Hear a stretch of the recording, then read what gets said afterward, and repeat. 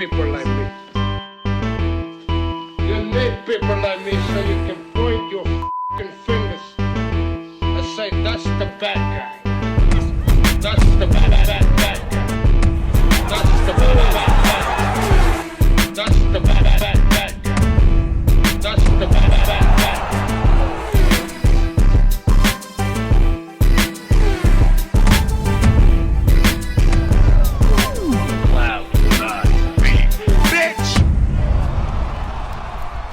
Welcome to the motherfucking relay. We're covering today's top boxing news. Ow! Okay, we'll start with this. The ongoing story, what are supposed to be the ongoing negotiations between Team Fury and Team Anthony Joshua. Eddie Hearn has stated that Anthony Joshua's return is being targeted for December 10th, 17th in the UK. If the Fury fight doesn't happen, he said AJ would be active and box again in February or March, but insisted Fury in December is the priority if possible. The story's already gained a lot of traction in just a little over 24 hours. As Eddie Hearn has revealed that he's spoken to Frank Warren's son George Warren about Tyson Fury versus Anthony Joshua in December. Personally, I don't feel Fury is serious, but if he is, as I said to the Warrens last night, 100% will sit down and make the fight. I can't say as I blame him. I approach any story involving Tyson Fury with a bit of skepticism. Cynicism. His supporters and his fans might not like it. They interpret such skepticism and cynicism as a knock on Tyson Fury's ability to box, but we're not talking about his ability to box. We're talking about his behavior, the words that come out of his mouth, And the kind of things that we've become accustomed to seeing over time. when it comes to Tyson Fury, who responded to Eddie Hearn's skepticism by saying, this is an easy fight to make. Normal champion to challenger privileges, and I'm 100% serious. Let's rumble, UK. Easy fight to make by December. Two promoters that have had a domestic rivalry between them as far back as I can remember. Two promoters that hate each other and two competing platforms. They're going to work together and they're going to get it together by December. At the risk of sounding presumptuous, I think that that's a legitimate question. I think it's a legitimate question that needs to be asked. Eddie Hearn and Frank Warren hate each other. Are you kidding me? But that's what's going on. That's what the talk of the town is. Tyson Fury has now revealed that his offer to Anthony Joshua is a 60-40 per split deal for a straight shot at his WBC heavyweight world title this year. And what he's proposing is a joint pay-per-view between BT Sport and DAZN. For a joint pay-per-view, you need a big pot. A really big pot. A big enough pot that both promotional outfits and both platforms can make money from the show. It just so happens that this is a big pot. This is a very big pot. A very big fight domestically in the United Kingdom where they want to do this thing. Though if they want to do this thing in the United Kingdom, that means no Saudi money. No Qatar money, no UAE money. No foreign investors and no foreign involvement to help bankroll the fight and make it possible. It seems they want to do this amongst themselves, if you can believe that. I can only tell you now what I told you before. It's either this is a high-stakes game of chicken. Tyson Fury's bluffing in order to get the Joshua people to walk away and, in essence, make him look bad in front of his own audience. It's either a bluff, a high-stakes game of chicken, or he's serious. He's for real, and he really wants to do this thing in December. Both scenarios have virtues that would benefit Tyson Fury. Regardless of which one you want to go with, whether you believe he's bluffing or you believe he's serious. Eddie Hearn seems to think he's bluffing. Eddie Hearn doesn't believe him. Eddie Hearn, who says the reality is Anthony Joshua is still arguably the biggest draw in boxing. AJ versus Tyson Fury is still 5 times as big as Fury versus Alexander Usyk. That's the reality. By the way, Fury versus Usyk is a great fight, but people want to see AJ versus Fury. So is it wise to put AJ in there with Tyson Fury after 2 consecutive losses? No, it's not, but that's the point. Regardless of what you think is really going on here, whether you think Tyson Fury is bluffing and this is just a high-stakes game of chicken, or he's serious and he really wants to get Anthony Joshua in the ring with him for December, there are virtues for Tyson Fury in either scenario. If he's bluffing and Anthony walks away, he makes Anthony look bad in front of his core supporters, his core audience. That's if he's bluffing, but he gets the guy to walk away. If he doesn't get the guy to walk away and he gets him in the ring, coming off of 2 back-to-back losses, now would be a very opportune time to get Anthony in the ring. And why would he want to get Anthony in the ring after 2 back-to-back losses? Well, Tyson Fury, in his own words, says he doesn't have anything and he's coming off 2 losses, but I see the value in Joshua. Even though he lost to Alexander Usyk, I still think me and AJ in England is bigger than me and Usyk. There you have it in plain English. Nothing to refute, nothing to dispute. The reason he wants to fight Anthony Joshua is because it's a bigger fight with Joshua than it would be with Usyk. I've been telling you the whole time. Anthony Joshua's level of celebrity, his star power, his drawing power. You see, I figured that Fury, if he were to beat Usyk, he'd stick around and he'd fight Joshua afterwards. He'd still fight him. Because there's still a lot in it for him. A lot in it for him fiscally, financially. In spite of his claims that he would fight Anthony Joshua for free, he's not going to fight him for free. The only reason he's fighting him is because of how much money he stands to make. And he can get out there with Emmanuel Char and a Geet Caballel, any one of those guys like that. Get himself a cool 90-10 split, 80-20. And he'd get the lion's share of the pot easily with almost everybody out there. 75% of the pot, 80% of the pot, 90% of the pot. He can get out there and get that, but what size pot are we talking about here? $25 million pot? $30 million pot? The pot's a lot bigger when Joshua's involved. That's just the truth. That's just reality. You can go out there, $25 million pot, $30 million pot, get yourself a cool 90% of that sized pot. That 90% of that size pot won't get you the same money that 60% of an Anthony Joshua sized pot. 60% of an Anthony Joshua fight is more money than 90% of any other fight that you can have with any other fighter. At least at this time it is. He knows that, so he's shooting for the Anthony Joshua fight ahead of schedule. If we are going to take all of this at face value and look at all of this as a serious inquiry, a hard inquiry, to do the fight with Anthony Joshua in December, if we're going to do that, we have to reconcile why he'd want to do that. The money. You're going to go through a whole camp so you can fight a guy like Emmanuel Char, somebody like that, and get the kind of money that Emmanuel Char gets you in the United Kingdom, which wouldn't be a lot. Can't fight Usyk because he's taking the rest of the year off. He wants to recuperate. But you want to get back out there. Get back out there against somebody. You don't want ring rust to settle and collect. But Emmanuel Char, just fight a guy like that, really most of these guys, it ain't going to get you but so much money. It really isn't. And you don't want to go through a whole camp just to get Emmanuel Char money. So you jump the gun and you start pushing for the Joshua fight ahead of schedule. You push for it because the worst thing that can happen is they say, no, we're not going to do this. Now's not the right time for us, and you make them look bad in the process, in front of their adoring public, in front of their core supporters. You do that, and the worst thing that can happen is they say no. Perhaps the best thing that can happen is they say yes. They decide to grab the bull by the horns and try to do the fight for December, even though it's a very inopportune time for Anthony Joshua to take on such a fight. He is coming off of 2 consecutive losses. Hey, that's a great time for Tyson Fury to do that fight, but it's a bad time for Anthony. Tyson Fury knows that. That's why he's chosen to do this now. Well, now you want to fight him when he's coming off of 2 back-to-back losses.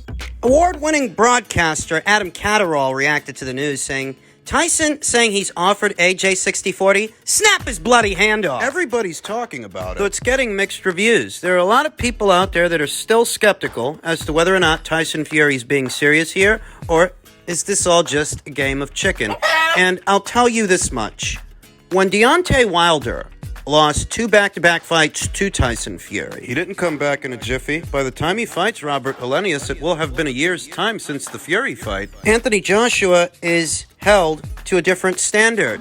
They want him off of 2 back-to-back losses to the same man. 2 back-to-back losses to Alexander Usyk. They are now expecting him, pressuring him to take on what is arguably the number 1 heavyweight in the division. Remember when I told you that Tyson Fury knows his audience? Tyson Fury, who said he would be a massive underdog, so he's in a win-win situation. If everyone expects him to lose and he beats me, then he's back on top and bigger than ever. And if he's lost 3, what difference does it make if he loses 4? You see what he says? He knows that Anthony Joshua would be a massive underdog going into this fight. Of course he'd be a massive underdog going into this fight, and that's where the opportunism lies. That's why Tyson wants to do this now. Catch him while he's coming off a loss, catch him while he's vulnerable, catch him on the rebound. All while the slack-jawed gawkers egg you on. Egg you on to take on a guy that's coming off of 2 consecutive losses. I've been saying it for the longest time. Anthony Joshua is held to a different standard than Tyson Fury and a different standard to Deontay Wilder. In the thick of knee-jerk reactions, people don't realize it. Nobody really notices, not right away, that you're expecting this guy to take on what is arguably the number 1 heavyweight in the world. Maybe you think Usyk is number 1, and maybe he is. And that would make Tyson Fury the number 2 heavyweight in the world. Maybe that's how you see it. Maybe that's how it breaks down for you. In any event, Anthony Joshua, coming off of 2 consecutive losses to what could be the number 1, number 2 heavyweight in the world, is expected to take on yet another top 3 heavyweight in the same year, off 2 back-to-back losses. Deontay Wilder got to ease himself back into activity on his own time and on his own schedule. But the same is not true for Anthony Joshua. There are a lot of people out there that are trying to hold his feet to the fire. There's always been a double standard. I don't think it's about to change. Even when he is so clearly in a vulnerable state. That's why Frank Warren is willing to play nice now. Frank Warren, who said it's perfect timing, perfect for Tyson Fury. For him. I think for AJ to accept it, he should grab this with both hands, in my opinion. I'm not going to be bad-mouthing the other side. All we're interested in is doing this fight, making this fight. So what should Anthony Joshua do? Should he do this thing and go ahead with it? I'll tell you this much. Just because you make it known publicly, by way of social media, that you're proposing a 60-40 split and a joint pay-per-view involving both platforms, involving BT Sport and the DAZN platform, I don't know that behind closed doors, at the negotiation table, it really is that simple. Oftentimes, it isn't. You made all of this known by way of social media for a reason. You were shooting for something. Shooting for a reaction. Galvanizing the boxing community at large, specifically the domestic one in the United Kingdom. You wanted to get them involved so that they would be the ones that apply pressure on Anthony Joshua, to whereas He either balks and doesn't accept your offer, or worse, he accepts your offer when he's in a vulnerable state. pride comes just before the fall. That's what they say. And you tell me if this is the right time for Anthony Joshua to share the ring with Tyson Fury. Is this the right time for Anthony Joshua to share the ring with him? Or is this the right time for Tyson Fury to share the ring with him? Let's not pretend that opportunism isn't at work here when it so clearly is. And I don't know what Eddie Hearn and Anthony Joshua are going to do, because I don't know if this is even real. This could all be a publicity stunt. Why are you offering a guy Why? who just lost 2 back-to-back fights a shot at your belt, a shot at your world title? You know why, and I know why. Because this guy's worth a lot of money, with or without you. But you can't climb in that ring with an Agit Kabayel or Emmanuel Char and get a huge price, a huge payday. You can't. So you've resorted to calling this guy out for either a fight or a high-stakes game of chicken, to where if he loses, he ends up looking bad, and you end up looking like the savior of boxing, when really, you're just an opportunist. It's not being said enough. Anthony Joshua was in action a little over 2 weeks ago. So that a little over 2 weeks later, you can goad him and pressure him to take on a fight with you towards the end of the year. 2 promoters that hate each other. 2 competing platforms. This guy literally just fought like 2 weeks ago, and now what you want him to do is go right back into camp. And it's not for a rebound fight to ease him back into activity. No, we're talking about going right back into camp to take on yet another top 3, top 2 heavyweight off of 2 back-to-back losses. That's not opportunism. You know, if Tyson is actually serious, but the Joshua people decided not to take the fight, I'd understand. I'd understand, because when Lennox Lewis first lost to Oliver McCall, he didn't fight him straight away. A couple of fights in a couple of years before he saw him again in the squared circle, in the ring. It happens. And Tyson Fury, he knows what he's doing here, and he knows why he's doing it. He's playing on Anthony Joshua's pride. Playing the audience at large against him. Finally, in either men's lightweight or super lightweight news, depending on where this fight happens, former champion Ishe Smith posted a tweet that reads, if you read in between Tank's tweets, he pretty much confirmed Garcia accepted the deal days ago. No surprise if that fight is done. They've been trading cryptic tweets like 2 fighters negotiating a blockbuster deal, but told to keep their mouths shut about it. We talked about the back and forth between Ryan and Gervonta a few days ago here on the channel. Boxing Scribe, Lalo's Boxing tweeted, got confirmation that Ryan Garcia versus Gervonta Davis is in December. All signs seem to point to this fight being done. Though no official confirmation has been made, I think that would take a lot of people by surprise, myself included, because the last thing that I expected was that they'd actually negotiate this fight and get it over the line before this year is out. When you've been a boxing fan as long as I have, you tend to become cynical, skeptical of everything. Oscar De La Hoya tweeted, still waiting on Gervonta Davis's promoter to call me, Ryan Garcia. So let's say they've finally gotten this fight over the line. That would be very opportune for Gervonta Davis and less opportune for Ryan Garcia because Gervonta Davis is further along in his career than Ryan is in his. Ryan hasn't so much as fought for a full-fledged alphabet title yet, and Ryan actually had the luxury of choice and the luxury of time. He is several years younger than Gervonta Davis, so he could have kept busy in developmental fights if he wanted to. He made it clear a long time ago that he doesn't care about alphabet titles. He doesn't care about WBC, The WBA, the WBO, or the IBF. His focus, according to him, was getting Gervonta Davis in the ring. And if this fight is in fact done, he will have at minimum proven to be a man of his word. If this fight is done, he is. So as stated, the sooner the fight happens, the more it favors the more experienced fighter. And the more experienced fighter in this situation really is Gervonta Davis, who while he hasn't been a champion at 3 weights, he has campaigned. He's not a 3-division champion. He's held full-fledged titles at 1 weight and baby belts in the other 2. Better still, he is further along in his career than Ryan is. Ryan has not proven himself to be head and shoulders above Gervonta Davis in any way. So going into this fight, He would be at somewhat of a disadvantage. How did they negotiate this fight? If they got it over the line, how did they do it? is it a joint pay-per-view? Do they feel that the reaction to this fight will be big enough that both DAZN and Showtime can share it? Or are they just going to truck Ryan Garcia off to Showtime, cross their fingers, and hope for the best? Ryan Garcia did say a couple of months ago that he's not going to let Oscar or Golden Boy Promotions get in the way of this fight. That's what he said. Those were his own words. Though, does he have the autonomy as an athlete to make that kind of call, make that kind of a decision? The speed and length and youth of Ryan Garcia versus the southpaw power, Counterpunching of Gervonta Davis, who's the shorter, stumpier fighter of the 2. but also the more experienced fighter. I have to say that Ryan Garcia might have the stronger, more experienced corner in veteran trainer Joe Goosen. But Joe Goosen can't fight the fight for Ryan Garcia. One wrong move, one mistake, and he could be out. Haven't soon forgotten that scare he suffered at the hands of Luke Campbell. Could he suffer worse than that at the hands of Gervonta Davis? If this fight is done, we'll find out.